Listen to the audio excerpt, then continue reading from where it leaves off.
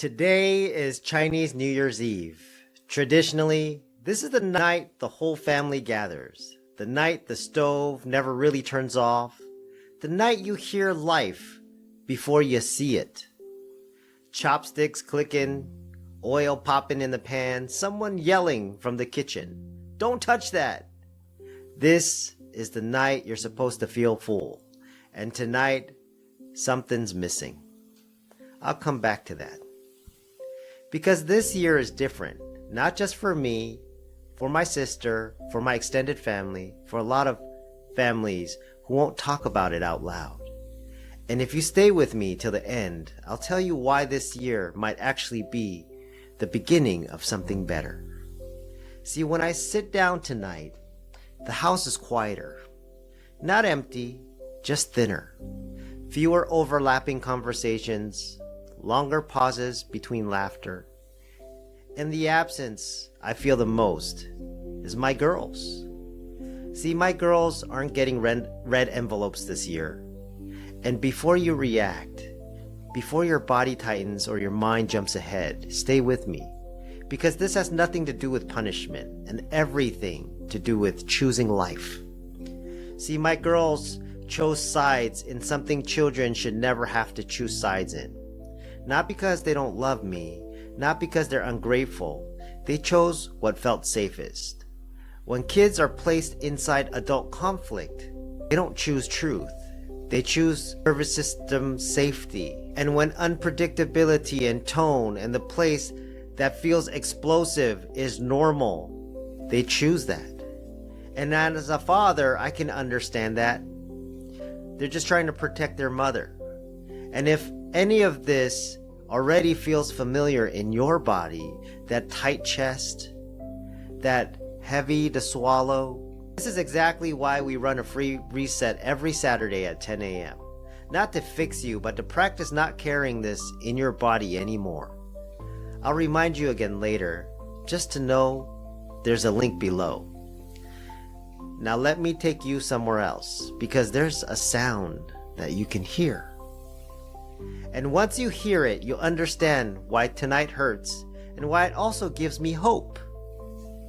See, in Taiwan during Chinese New Year's, my girls learned a ritual. They stand up straight, feet together, hands on their side, and you can hear their breathing changed. And then one by one, they say the New Year's wishes in Chinese. Clear, focused, determined, not to mess it up. And here's the part that still stops me.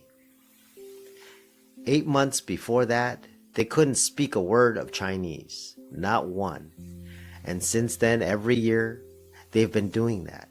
They learned the 10 fortunes, the 10 health, peace, longevity, happiness, harmony, wisdom, safety, abundance, good fortune, and prosperity.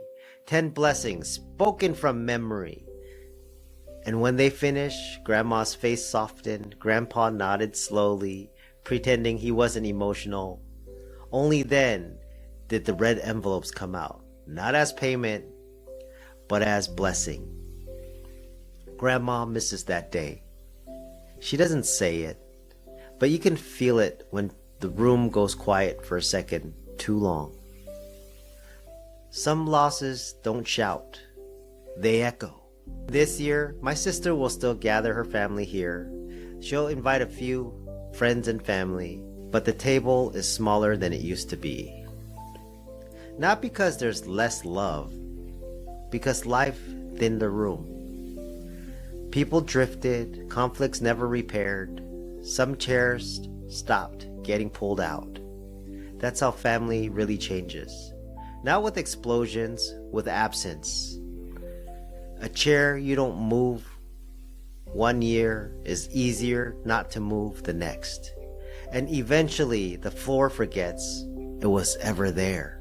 If you're listening and thinking, why does this hit so hard? That's your nervous system recognizing a pattern. And this is exactly what we practice in the free reset on Saturday at 10 a.m.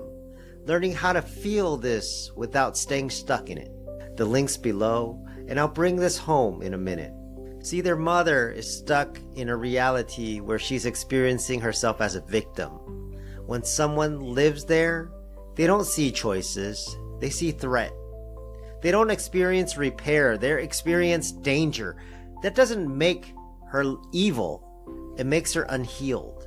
And unhealed adults create impossible situations for children. And here's my part. I stayed too long, I absorbed too much, I thought endurance was love. My body knew before my mind did. Tight chest, shallow breath, jaws clenched, even in sleep. Choosing life wasn't dramatic. It was necessary. So no, my girls aren't getting red envelopes this year. Not because I don't love them, but because I chose life. And red envelopes were never about money. They were blessing. This year, the blessing I give my girls is example. This is the year of the fire horse. The fire horse doesn't stay still to make others comfortable. It doesn't confuse endurance with virtue. It runs because that's what keeps it alive. Not reckless, honest. To my girls, if you ever hear this someday, you never had to protect me. You never had to choose me. You never had to carry what wasn't yours. I love you without conditions, without sides, without timelines. I will always be here as a calm place to land when your bodies are ready. And if any of this feels familiar, the grief, the silence, the tension in your chest, come to the free reset this Saturday at 10 a.m. so you can practice not carrying this in your body anymore. Not someday, now. Link is below. This year, I don't curse what's missing. I bless what's becoming, because sometimes the bravest thing you can do is to stop surviving and choose your life. Happy Chinese New Year's, the year of the fire horse. Run true and choose your life.